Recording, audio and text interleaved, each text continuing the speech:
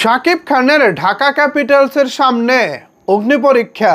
আজকে বিপিএলে দিনের প্রথম খেলায় দুপুর 1:30-এ রংপুর রাইডার্সের বিপক্ষে মাঠে নামছে শাকিব খানের ঢাকা ক্যাপিটালস। কেন আমি এই খেলাটিকে ঢাকার জন্য অগ্নিপরীক্ষা বলতেছি, চলেন বিস্তারিত আলোচনা করি। আজকের এই ভিডিওতে আপনাদের সাথে রয়েছি আমি ওয়াসিম। ভিউয়ার্স, রংপুর রাইডার্স এখনো পর্যন্ত বিপিএলে অপরাজিত একটি দল এবং একেবারে টেবিলের টপ নাম্বার পজিশনে রয়েছে তারা। যা শক্তিমত্তা এখনো পর্যন্ত রংপুর দেখিয়েছে, তাতে করে বিপিএলে অন্যতম ফেভারিট দল হচ্ছে রংপুর রাইডার্স। পর 4 খেলায় 4টিতেই জয় নিয়ে একেবারে 1 নাম্বার পজিশনে তারা রয়েছে। অন্যদিকে শাকিব খানের ঢাকা ক্যাপিটালস শুরুতে পর 3 ম্যাচ হেরে এমনিতেই একেবারে ব্যাকফুটে রয়েছে।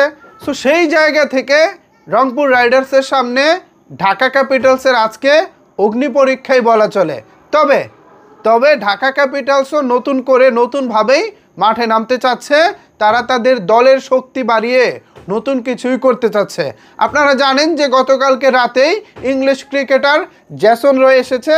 জেসন রয়কে গতকালকে রাতে রিসিভ করেছেন চিত্রনায়ক ইমন ভাই, এবং যতটুকু শুনেছি রাতেই জেসন রয় সিলেটে চলে গিয়েছেন এবং তিনি ঢাকা ক্যাপিটালসের ক্যাম্পে যোগ দিয়েছেন। ধারণা করা হচ্ছে আজকের ম্যাচে জেসন রয়কে আমরা মাঠে দেখতে পাবো।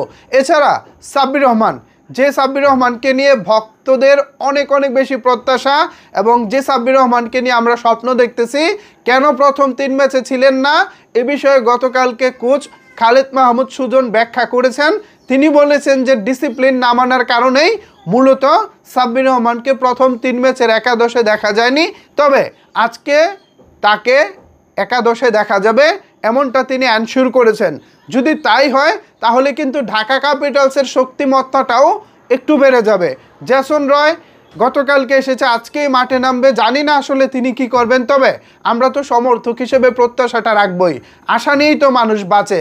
তাছাড়া সাব্বির রহমান রিসেন্টলি তিনি জিম্বাবুয়ে টি10 একটি লিগ খেলে এসেছেন, তারপর শ্রীলঙ্কায় একটি টি10 লিগ খেলে এসেছেন, মোটামুটি ভালোই খেলে এসেছেন। সেখানে তার একটা ধারাবাহিকতা ছিল।